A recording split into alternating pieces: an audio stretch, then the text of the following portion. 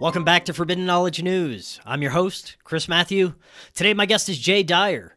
The first episode of the Forbidden documentary is completed and available for you to download right now for only $5. Just click the link in the description or go to buymeacoffee.com/forbiddendoc/extras or just visit our website, forbiddenknowledge.news. If you're a Rokfin subscriber, you can watch it directly on Rokfin, and I'm thrilled with the results, and it's been getting amazing reviews so far, so go check that out, guys. You can now get Forbidden Knowledge News live 5 days a week on Rokfin, Rumble, and our website. That website is forbiddenknowledge.news. It's also the home of the Forbidden Knowledge Network. You can always get every new episode of Forbidden Knowledge News on Rokfin, Rumble, Odyssey, and all podcast platforms. Be sure to sign up on Rokfin. This is where you get our premium content. You also get all the premium content from every creator on Rokfin, as well as you can access the Forbidden documentary there. Just go to rokfin.com/FKN Plus or click the link right in the description. Today I want to welcome back to the show Dyer. He is a researcher, content creator, public speaker, lecturer, comedian, and author, and he has appeared on numerous nationally syndicated radio and television shows, including InfoWars. Jay, welcome back. How you doing? Doing good, man. Thanks for having me back. Glad to be here with you. Yeah, thanks for coming back. This is great. I enjoy our conversations and been looking forward to this one. Today, I wanted to get your insights into the state of not only our entertainment industry, but what's behind the degradation of the quality of films and TV shows that the industry is producing. I've noticed a blatant decline, especially since the COVID era, as well as the blatant psychological operations and propaganda infused into movies and music and television that has been obviously increasing, as well as some of the other events and agendas that have rapidly shifted society. But it's been a while for the audience that may not be familiar. Could you remind us a little bit about yourself and your content? Sure, yeah. I do a lot of analyses of films. We do analysis of geopolitics, espionage, history. I've been integrating more literary analysis of various books. We also do a lot of comedic stuff, movie podcasts. I host the Fourth Hour of Alex Jones, and we do live events now. So we got a live event coming up July 6th in Hollywood. If people would like to, they can get tickets at my YouTube or my Twitter or my website. Right on. Well, now, like I was saying, during and after 2020 and beyond the COVID era, how did you really see the entertainment business start to shift? I mean, there's always been propaganda in the films that we've been watching, but it seems like we're dealing with a new brand of propaganda these days. Yeah, it seems like there was quite a few films and TV shows that people noticed were programming and predicting, a lot of coof stuff and getting us ready for the lockdowns, preparing us for, the idea that we should all get stabbies, etc. And then afterwards, it seemed like it shifted into a lot of gender and biology programming. I guess you could say is kind of the dominant.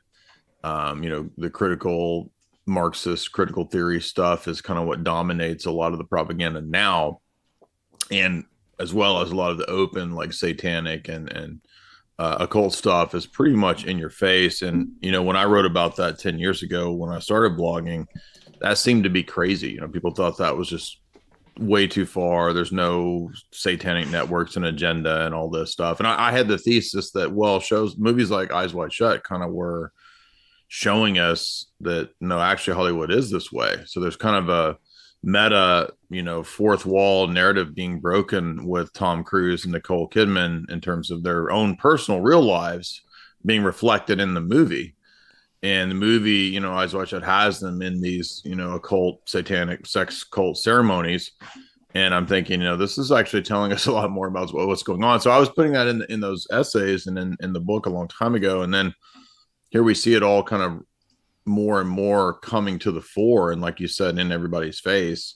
So I think that it shifted towards less.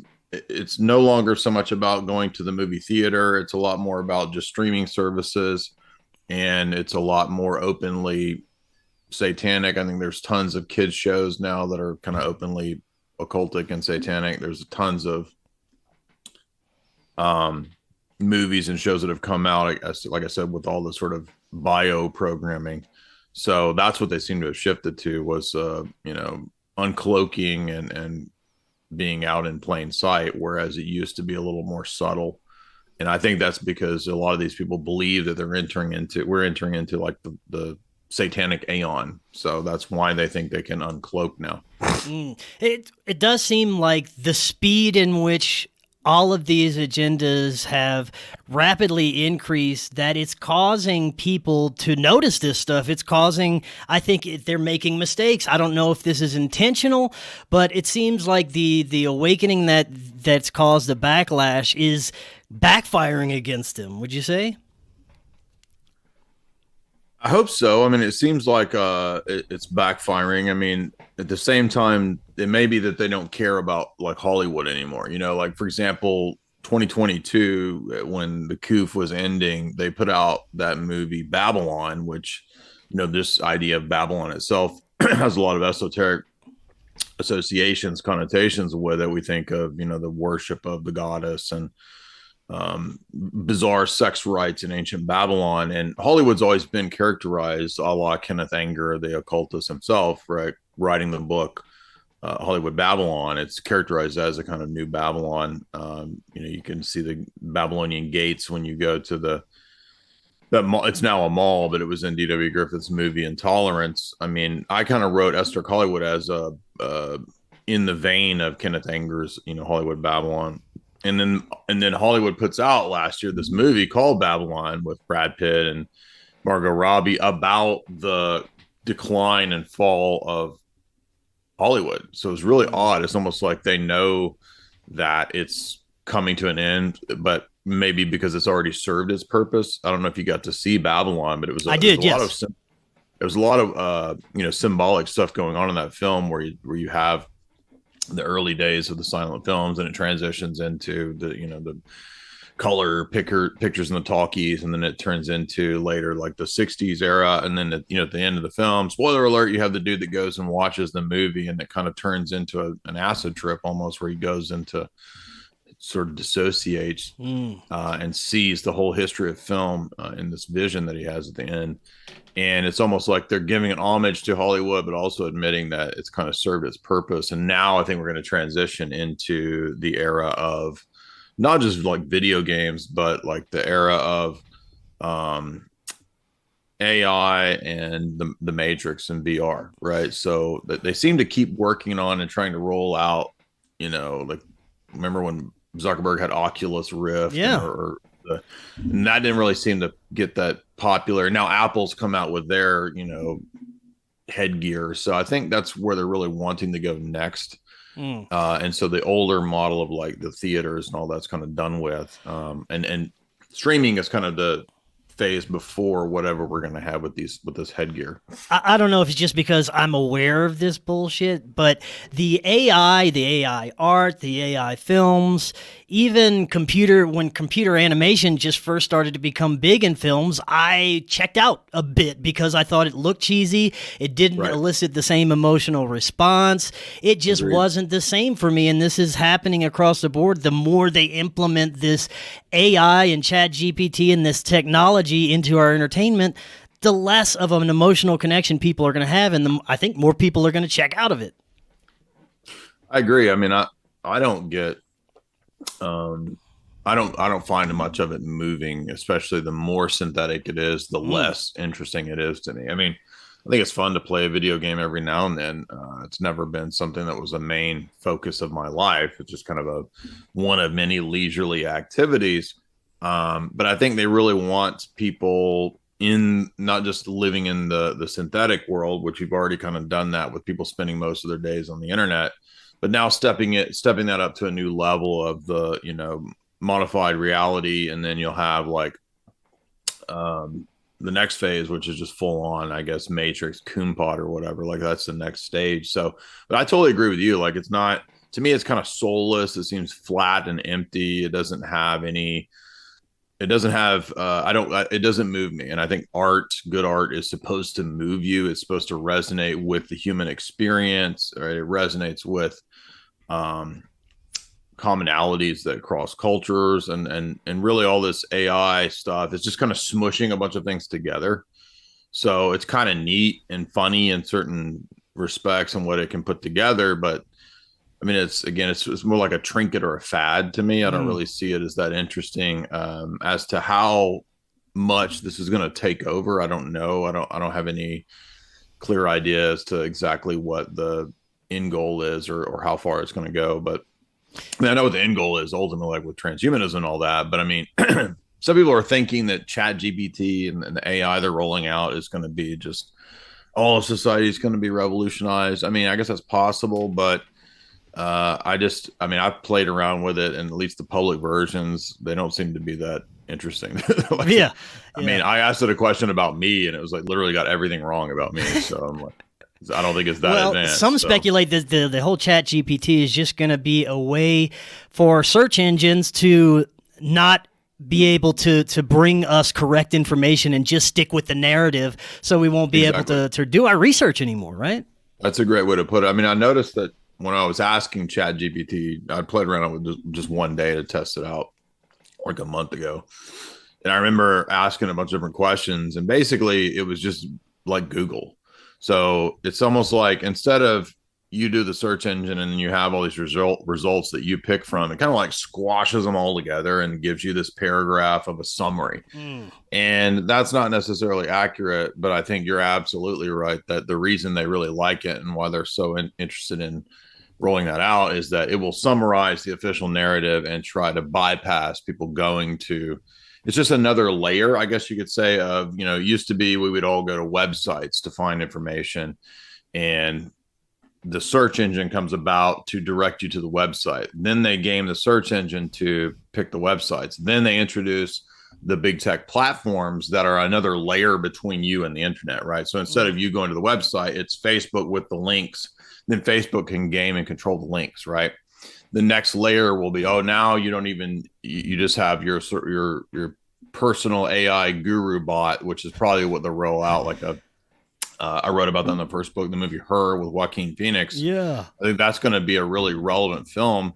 A lot of people overlook that film because it's kind of an art house film, and it's indie, and it's kind of slow, but it has a really important message with where everything's going. And that's because, they said a long time ago, they're going to roll out basically a personalized iOS AI tutor bitch bot that's going to run your life. And that's just another layer between you and the external world, or, real information. And that's what I think. I think you're spot on there, that's the key role it's going to play. Now, I do see that already the factor that they are attempting to replace actors and a lot of our entertainment with pure AI, it's already started. Do you think this is going to be an across-the-board thing with the movie and film industry, where actors are going to be obsolete as well?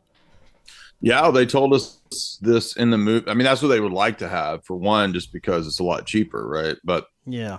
If you watch that movie, The Congress, from 2010, 11, 12, somewhere in there, with Robin Wright from Princess Bride, that movie was telling us where we are now. I remember watching that when it came out, and I was like, this is it. This is the future. And I covered it in a lot of podcasts back in the day, because it was saying that the actors would have their, images and their body and their physique and their facial expressions, all that scanned in and digitized. And then in the movie, what happens is she signs over. She's playing herself as an actress in the movie, signing the rights of her image and her persona over to the studio, right? And then it fast forwards like 50 years or 30 years in the future. I forget what it is. And everybody lives in their VR headset. Yeah. Or whatever. And you only interact with the avatars that you have. And so Tom Cruise and Robin Wright and these different people exist in the future as their avatars, but movies are made right with the CGI. They don't have actors anymore. Actors are done with. So that's the movie's about that, and it presents a very dystopian critique of that future. So I like it in that respect. I just don't think that it's gonna. I mean, it's really, I guess, going to depend on how brainwashed the younger generation is, because you can brainwash people pretty heavily. And if they can be brainwashed into not knowing or recalling or having any experience with real art, it might be like that. Yeah. Now let's go over some of your favorite examples of the revelation of what is happening, revelation of the method, if you will, of what's happening behind everything with Hollywood and TV, in TV entertainment. One of the best examples for me is when I watch Black Mirror.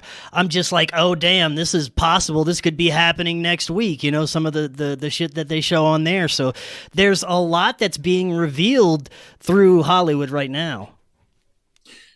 Yeah, I think the first couple seasons of Black Mirror were the best. Yeah. Before it kind of went woke. I've not seen the new season of Black Mirror, so I don't really know I what haven't. it's about. Yeah, it's gone there for sure. Yeah, but I know in the first two seasons there was a lot of really predictive episodes where you had kind of like um, situations where one situation was like basically a giant reality show, and it was a courtroom of people judging you on the basis of whether you may or may not have even committed the crime. And it was like a theme park where it's the purge. I thought that was a really good episode. Then you have the episode where the guy is kind of trapped in um he's having to ride a bicycle and like tabulate up Pokemon points or some bullshit. I don't remember what it is, but that was a good one because he couldn't escape, even his little coon pod that he slept in. It was like pop-ups coming up in his apartment. You had to pay to have the pop-ups go away. And when he thinks he's escaped the Matrix, right? And that one is good because he ends up basically just getting a job as having a TV show within the Matrix. And then he gets an apartment where he can see the actual outside world, right? So basically, those two were good. The DARPA Dogs episode was good. There was a good episode where the guy was programmed to hunt human beings. So it was like a dystopian theme there. There's one of the episodes where the boyfriend is like an AI bot boyfriend that comforts you if you've lost a loved one. So I thought that, again, seasons 1 and 2 had a lot of really good episodes. And I did a really long, detailed essay analyzing a lot of the best episodes from 1 and 2. But I think that's, I forgot the pig. Remember the pig episode, which actually relates to David Cameron. The British Prime Minister actually did have a incident with a pig, which was bizarre, that came out. So anyway, I mean,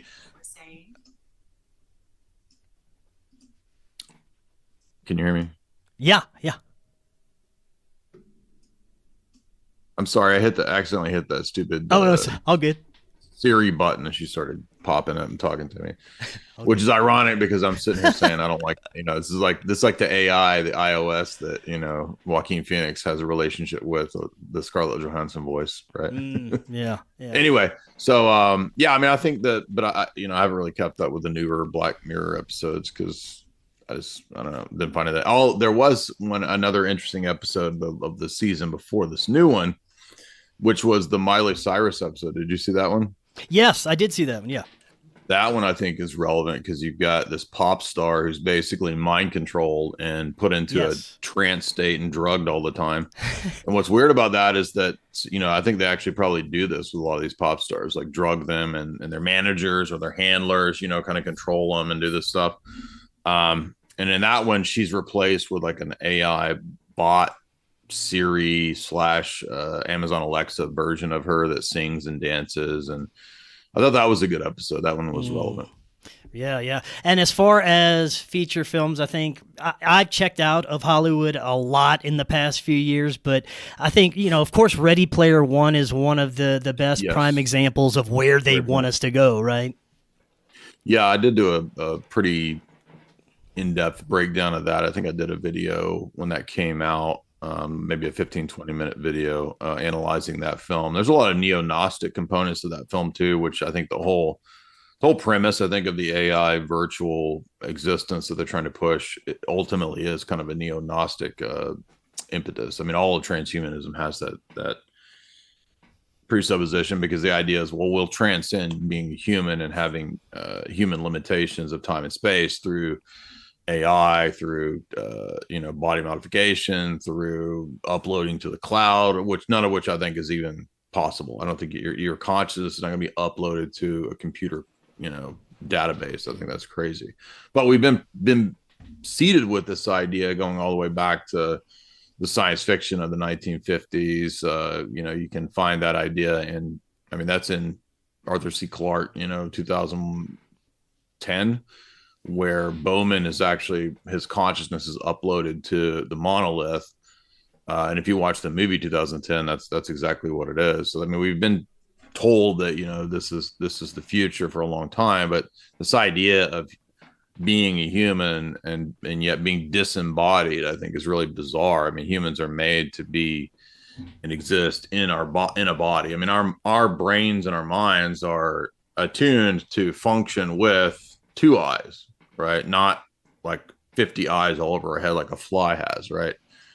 500 eyes, however many eyes a fly has. But that's relevant because if you even Ray Kurzweil, right, the daddy of transhumanism, like even he notes that our human bodies are actually designed pretty well for getting around in the world and for the brains that we have. So it's like we don't have a brain designed to have 500 eyes.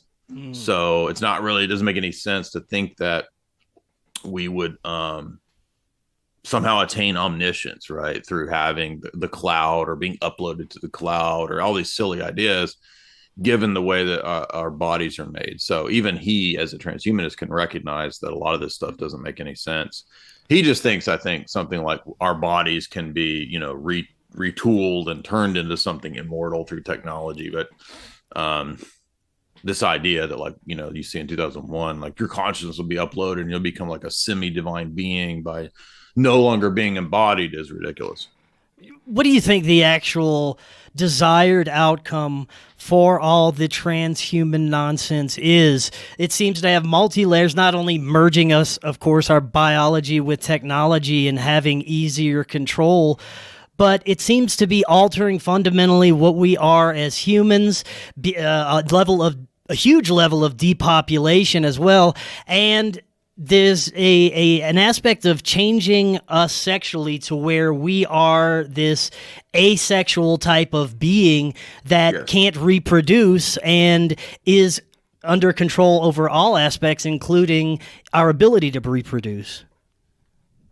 Yeah, we just reread all Brave New World, me and my buddy Frank, and we did a lecture through each of the chapters of Brave New World.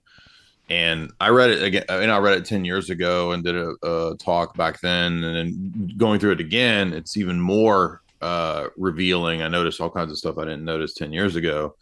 And one of the things that comes out is that point that, the humans of the future are re-engineered and retooled that they can't reproduce. And one of the reasons for that is that all the babies have to be born in the test tube, because when you come out of the lab as a baby, you don't have a mother and father that you have allegiance to. Your only allegiance is to the scientific technocratic state. So that's precisely why they want to do that. So if you remove mom and dad, then you've immediately removed private property, the family unit, and thus by extension the nation states. The only allegiance that the individuals have that are the babies born from the test tube, their only allegiance is to the super state, the world state. So I think that's absolutely where they want to go. And so when we see Klaus and World Economic Forum goobers like Noah Yuval Harari, they're up there saying we're going to rewrite human DNA and change it because there's not actually anything like human nature. That doesn't exist. So if everything's an evolutionary process, it's just matter in motion. It's just different combinations of molecules. There's nothing wrong with the priest class, the scientific priest class, steering it in a new direction. They think they're the commandeers of evolutionary process. So since man is just a being produced from the muck, there's nothing wrong with the scientific priest class steering him in a new evolutionary direction to become some other kind of being. And that's why so much of the literature going all the way back to, I think, the 60s and 70s from transhumanists talks about the evolving man to become a silicon-based life form. So they've been saying that for a long time. The main targets of this is obviously the younger generations and the children. And it's very confusing what they've been doing for a while. The sexualization of children was based off of like pornography and the ease of access from your cell phones and kids just being able to tap into the raunchiest porn they can just at the touch of a finger. And then it's evolved into something, maybe it desensitized the kids over a few generations. Now kids don't even want to have sex and engage in any type of sexual activity with each other, and there does seem to be this shifting of what sexuality is with the younger generations. There is a sexualization of children, but it seems to be on the like LGBTQ side, right? Yeah, absolutely. It's any form of that which doesn't produce new human beings. Right. Yeah. So that's it basically. And I covered, I think it was yesterday, I did a live stream where I was getting into the Jaffe memo from the 1967/68. It was the Planned Parenthood Rockefeller Foundation population control memo to all the Planned Parenthoods about the 60s sexual revolution. So a lot of people think, oh, that's just like a counterculture. Oh, we're against the man. We're going to fight the man. Well, actually, the 60s sexual revolution was promoted from the top down. So it was an elite thing, and it had nothing to do with anybody's freedom or liberty. It was actually about social control and the idea that if we could detach sexuality from pair bonding and from producing human beings, if you can make it into like a recreational activity, then now sexuality is a tool of control. And so that's not the only thing that document talks about. It talks about increased taxation, so more and more IRS penalties for having kids was the theory, at least. Incentives for state control of the family in terms of even I think it even mentions one-child policy. So I mean, they obviously didn't get all of that through, but that's what in the 1960s, late 60s, as a result of the 60s. The sexual revolution, that's the things they wanted to put in place. I mean, it even goes so far as to say to have a compulsory state mandated abortions, to have sterilants in the water. I mean, it's crazy. So, and it's a real document. It's not a conspiracy text. So that's I think what all that's really about is it's just control. It has nothing to do with anybody's freedoms. And I mean, the elite don't care about you being free. Something that's coinciding with that whole thing is the normalization of pedophilia, but I think there's a whole different agenda behind that. I think that's just so those sick fucks and globalists and elitists can feel free to harm children. Well, that's part of it, but even beyond that, even that has still a scientific social engineering component, which is that the more that you can mess up people, the younger they are, the less likely they are to form a pair bonding and have a family. So even that is about ultimately destroying the family and destroying population. That's it. Do you think that everything that happened from the 50s and 60s and beyond with the MK Ultra and the mind control experiments was all preparation for what we're going through today to implement on the public? Absolutely, 100%. Yeah, because the same people that I've lectured through their books from that time and before that time talk about this same agenda. Yes, absolutely. And I don't think there's any question about it. I mean, I think it's been a few years since you and I talked, but even when you and I talked, I think at around that time, 3 years ago, I had lectured through maybe 30 or 40 of the writings of the global elite. I think now we're up to maybe 50 or 60. So, we've been consistently going through the writings of these people. And, you can go to somebody like H.G. Wells, who was saying exactly what's happening now 100 years ago. So he was writing in the 20s, we're going to have a global technocratic government. We'll have, open, free love. We'll have no families. We'll have test tube babies. We'll have, world currency, on and on and on. Absolutely. Now, I want to get your insights into what is really behind this Luciferian or satanic agenda. Is this what these elitists really believe, or is there something completely different that we don't understand? Is what they're showing us just a form of symbolism to try and get us on the wrong track? Do they really want to implement a world of Satanists? I think that you can have differing groups that have essentially the same goal. So you might have people who are just purely pragmatic power elite, very wealthy people who are just self-interested. They may not be self-consciously worshiping an entity known as Satan. They still fit into that goal. I think social Darwinism fits well into that goal too, because it's just, kind of like, if I'm at the top of the totem pole, it doesn't matter how I got here.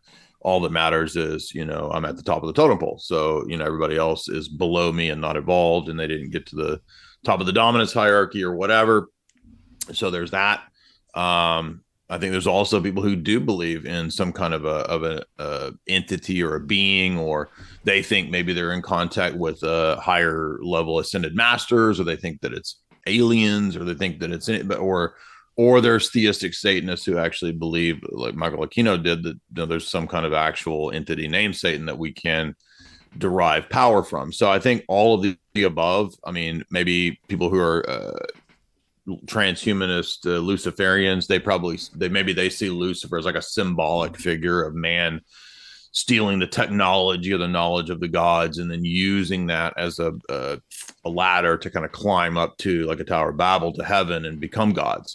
So I think you have all the above, and whatever the differing mechanisms are, they all have the same end goal, which is we'll achieve some sort of immortality slash semi-divine status through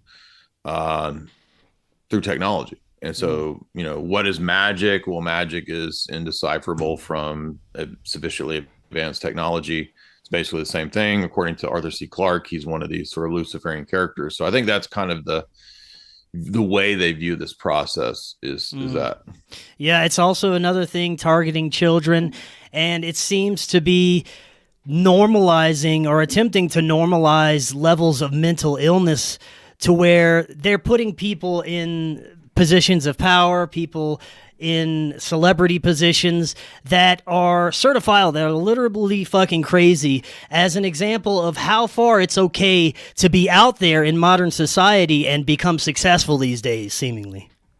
Yeah, I read I think Daniel Esselin's Tavistock book. He talks about the strategy of intentionally promoting mania and psychosis. And so this is actually something that I think the Stanford research documents talked about as a technique of socially engineering. You promote things that are, absolutely destructive to society on purpose. So it's actually it's a technique. It's not completely crazy or, they don't know what they're doing. No, the social engineers do. And if you go into the history of Tavistock, which, in the last year, we've done multiple talks on John Coleman's book on Tavistock, Daniel Esselin's book on Tavistock, going into various manuals and whatnot. And it's actually Tavistock was, for example, who was behind the push for all the trans stuff in the last 5 years. That's openly, publicly, 100% known to be Tavistock was the spearhead of that.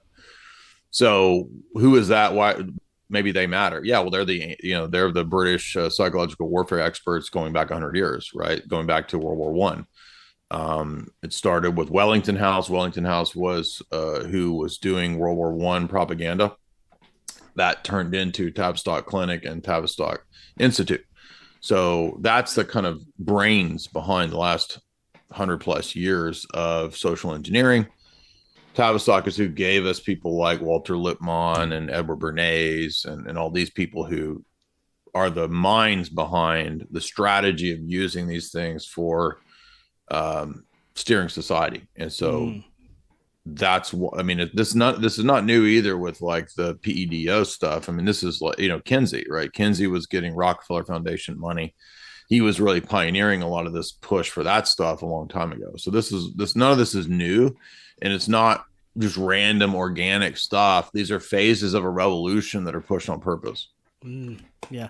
Coinciding everything that we're discussing here, there are these events to push fear into the public, whether it's a pandemic or a school shooting or the threat of war. There's always something looming, always something looming. What's next?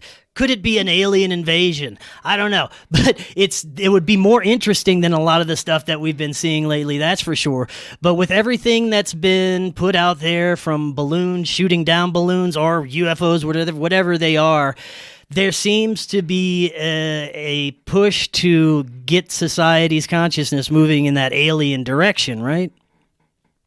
Oh yeah. I mean, I've been saying the alien thing's a psyop for at least 10 years. I think some of my first interviews on my YouTube channel were with the Collins brothers, and we were talking about their essays that they had written a long time ago about aliens being a psychological warfare technique, social engineering, and it's just another possibility for how the elite can tie this into something that's amenable to or steers people into technocracy, is ultimately what I think the alien stuff goes towards. Doesn't mean that I don't think there are. I mean, I think there's unexplained phenomena. There's weird stuff out there, but none of that necessarily leads me to conclude, oh, well, then therefore it's extra biological entities, it's beings from another planet. I mean, none of that's true or verifiable on the basis of the blurry images that we see. And I mean, I've been watching and studying and reading UFO stuff for, I don't know, 15 years. I started reading some of the UFO community stuff maybe in 2006. I haven't read everything. Obviously, nobody could, but I mean, it's a top. When I first got into conspiracy stuff, you could say maybe 2003 or 4, pretty heavy. One of the first things I got interested in was, well, what about UFOs? Maybe we were lied to about that. And I think everybody kind of has that phase when you get into the stuff that you and I talk about. I remember reading a lot of those books back then, like the Hynek and I remember reading Skinwalker Ranch books. I read a book about Lawrence Rockefeller and his interest in promotion of UFO stuff. And then I got into,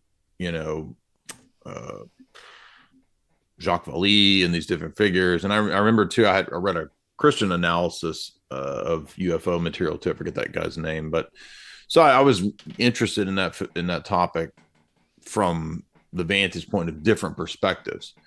And then I think I stumbled across Collins Brothers material, and then they eventually put out, I think a couple of years ago, their big fat book, Invoking the Beyond, which I think is about 1,000-page book, but there's a 300-page section of their book, which is all just kind of dissecting the UFO alien phenomena, which I think is a bunch of psyops.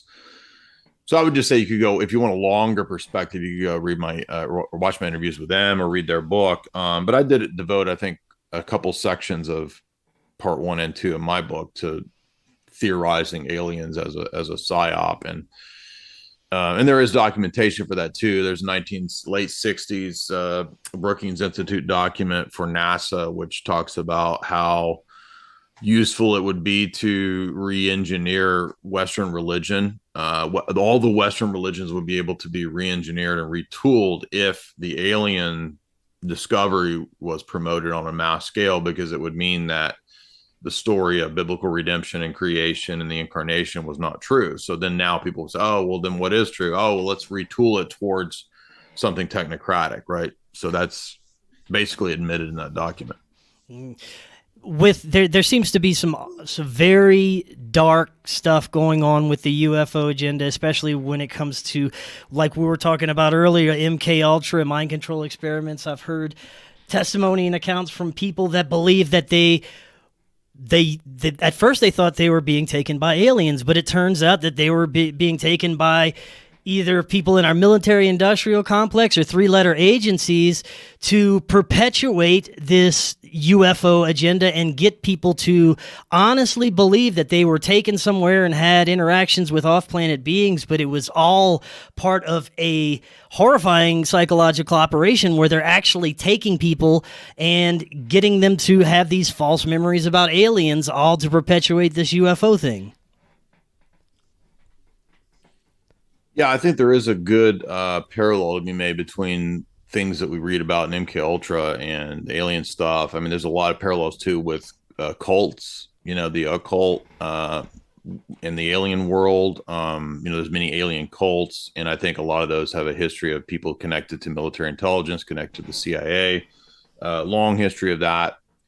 And that's again been detailed in a lot of other books. I mean, there's even some, really bizarre alien cults that I speculate were probably test beds for various MK Ultra type experiments and studies. So cults are a great, petri dish for studying how to create and control people with worldviews, how to do mind control, all kinds of different stuff, right? So, to think that all of this is, everybody's a good actor and that there are no nefarious actors in this stuff is just kind of naive and stupid in my view. So I don't, yeah, I mean, that's a whole other domain of its own. And there are parallels too with like ritual abuse and what people describe in their cases of ritual abuse and what people who claim to have been abducted experience. So I would say that's a much more likely explanation or parallel for what's going on rather than people really being abducted. I mean, I think there can be, entities or supernatural phenomena going on too. I mean, there could be the demonic involved in this. So that's another factor. So I don't think we have to squeeze everything into one single explanation. There can be multiple explanations because there might be multiple different things going on. But I think that there is a supernatural demonic element. I think there's a black ops, government element going on / corporate element going on. There's advanced technology, right? That's probably a lot of the visual phenomena that we see is probably just advanced drones that we don't know about, that kind of stuff. So I think all of that stuff's going on, as well as the psyops and, cult, research and study, test tube stuff going on. I think all the above are involved.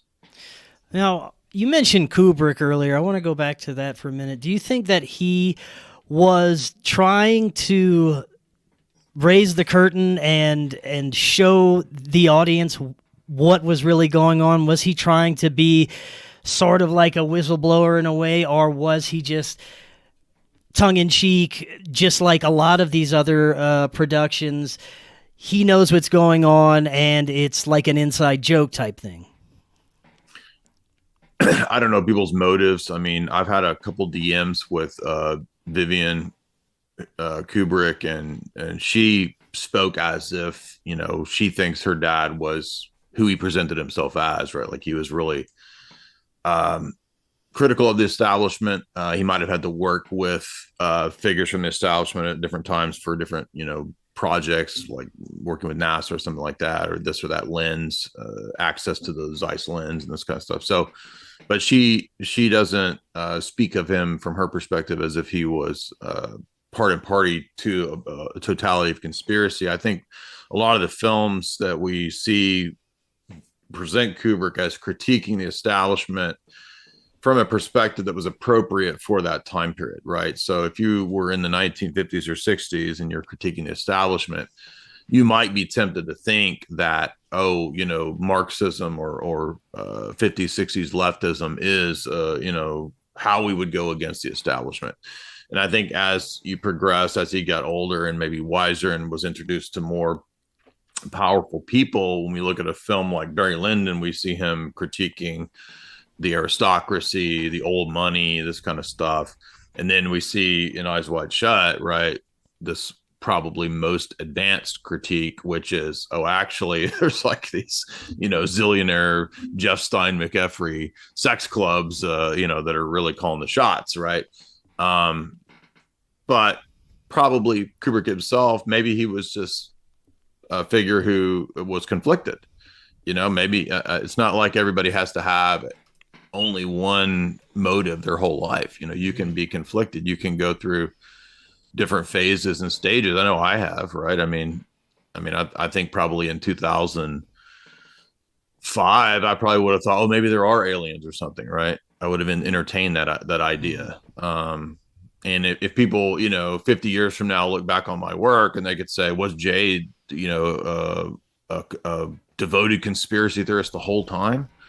Well, I think I kind of had, ups and downs, and I've changed my mind on different topics based on new information. So I don't think there's any kind of like one easy answer about people's motives, or were they always part of the system or the establishment, or it's just too hard to know that without some kind of hard evidence that exactly showed that, right? Like if something was declassified, that Kubrick was working with the CIA the whole time, or something like that, maybe would be significant in this regard, but I just don't know. And I would just say I just kind of critique the art as I see it presented.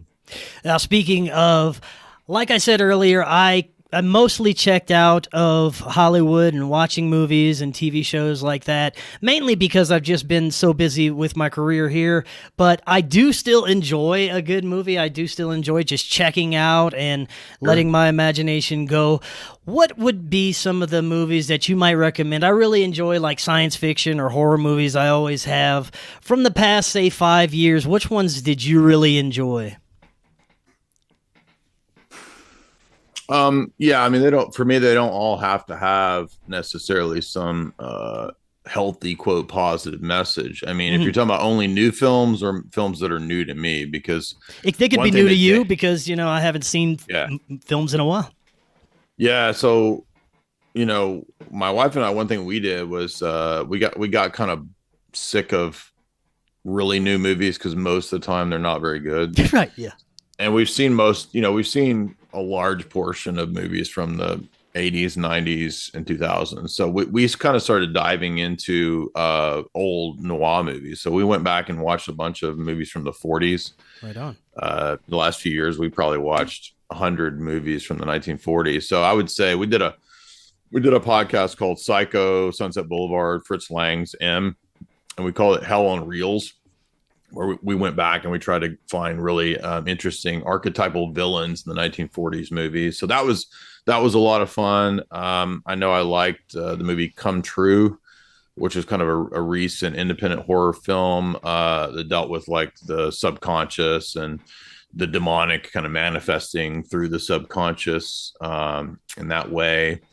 I thought they're kind of like MK Ultra, alter personality type films more recently that I've found worthy of dissecting.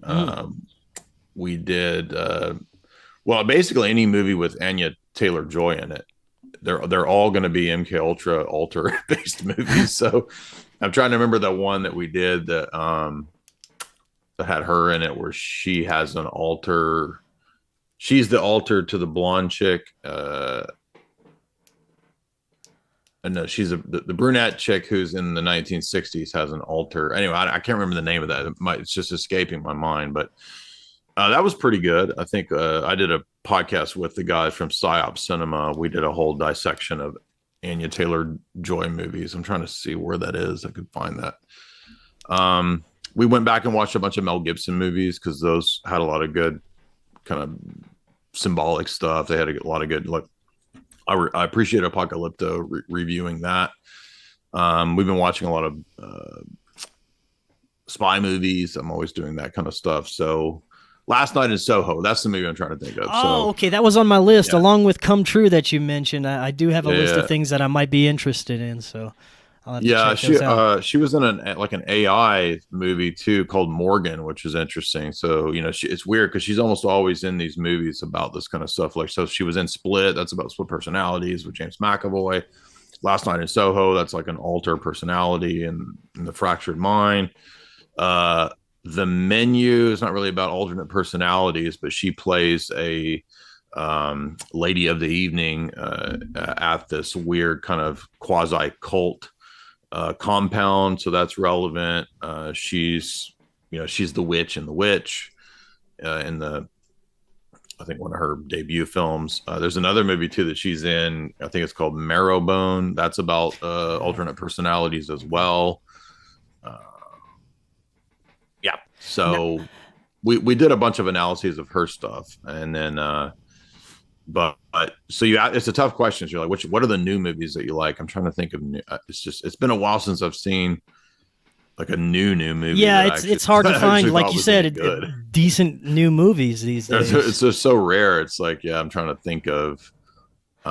We did a whole podcast analyzing the Bourne series and Mission Impossible, and it was neat to go back and review those, because they both had quite a few things that I'd forgotten about or hadn't noticed relating to kind of geopolitical conspiracies in the spy world.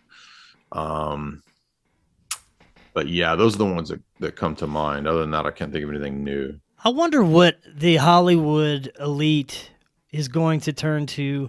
What's going to be their next thing, if indeed it's going the direction of all actors going to AI and they're going to become obsolete. I guess they can go to whatever the new Little St. James Island is and do whatever they're, I mean, yeah.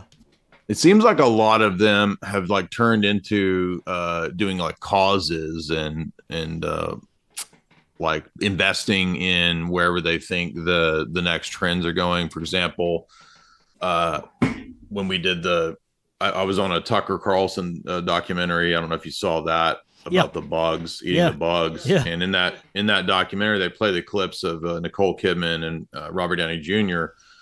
They seem to be invested in the Beyond Meat bug companies and trying to get everybody to eat bugs. So it seems like activism, like the actors move from that into becoming quasi guru / activists. I think that's like the next easiest thing for an actor to do, is to take on some sort of pseudo cause, right? Which is usually some sort of a weird scam. It seems like there was too much time, money, and effort put into the COVID operations and the jabbers and everything that followed to just let that all fall by the wayside.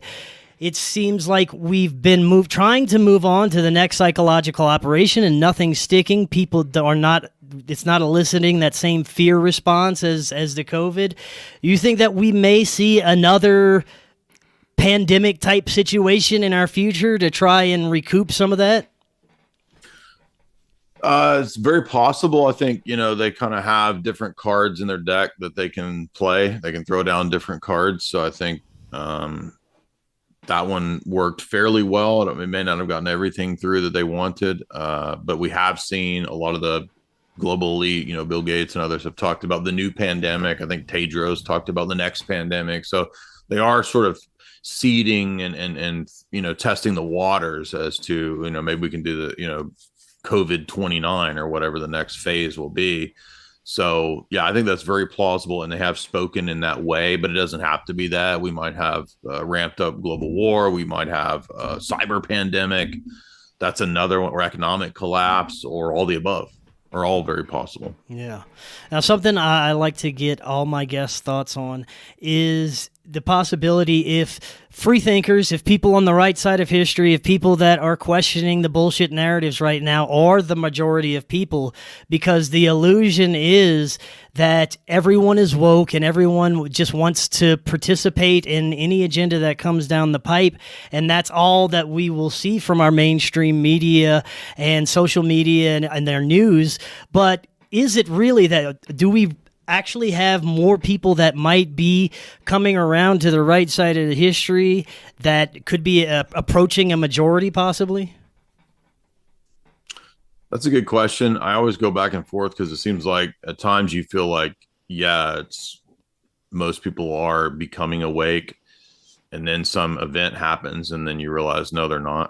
So I don't know. It's hard to say. I mean, it seems like the popularity of the stuff that I talk about, and what we cover on the fourth hour of Alex Jones, and sometimes those topics get out there in the mainstream and they get really popular. It seems like RFK Jr. is saying a lot of the talking points that are correct. Mm-hmm. What we've been saying in the so-called conspiracy world for so long, at least the mainline stuff. So yeah, I certainly hope so. I guess it just remains to be seen as to how effective that will be. Because the elite have control of the levers of power. So even they might not have the majority of the population's minds, but they still have the levers of power. So, well, speaking of the levers of power, I think one of the biggest concerns I have is throwing around terms of domestic terrorism amongst anybody who has a differing opinion than our government, who questions the narrative. This is going to be a very dangerous, especially for people in broadcasting. Are you concerned about the implications of this and the future of broadcasting in general with all the censorship and canceling of everybody? I mean, it's always possible that it could get that dark, but I mean, there's really no other options, right? It's like, well, I could do what? Like just shut up and not talk about it. Exactly. Or, I mean, if you don't, they're gonna march forward no matter what. So you might as well talk about it, right? Like Alex says, you might as well fight it because they're coming either way, whether you do or don't. So you stand a better chance of fighting than not fighting. So I think that's the practical approach for what I do and what we do in terms of media. But yeah, there is always that possibility, and we've seen them use that playbook, that script for so long. I mean, they did that. They've been using that. All of us in the conspiracy world were saying a long time ago that the stories that they were saying about the Muslims would be used on us, right? That was a big point of like, were you 9/11, 9/11, 9/11? Yeah, but we were always saying that the domestic spying and the legislation and the removal of the civil liberties was eventually going to be used on the rest of the domestic population. Here we are. Absolutely. And we saw that, with the Twitter files and what they're doing with social media, that we were, once again, totally vindicated, right? Where they're just taking anything that's dissenting from the establishment narrative, especially when it comes to the stabbies. That makes you a disinfo agent. And then for example, the NATO PSYOPs documents, cognitive warfare, it actually specifies, you'll be an ideological terrorist if you dissent from the official narrative. So that's what they have planned in their PSYOPs documents. So I won't be surprised when they roll that out. You mentioned RFK. It would be nice if we had someone in the establishment that was on our side, but could that even be possible? Could anyone that gets to that level actually make a difference? We have this collective need for a savior in our political sectors, but it's never happened, and I don't see if it ever could, even with a character like him. What do you think?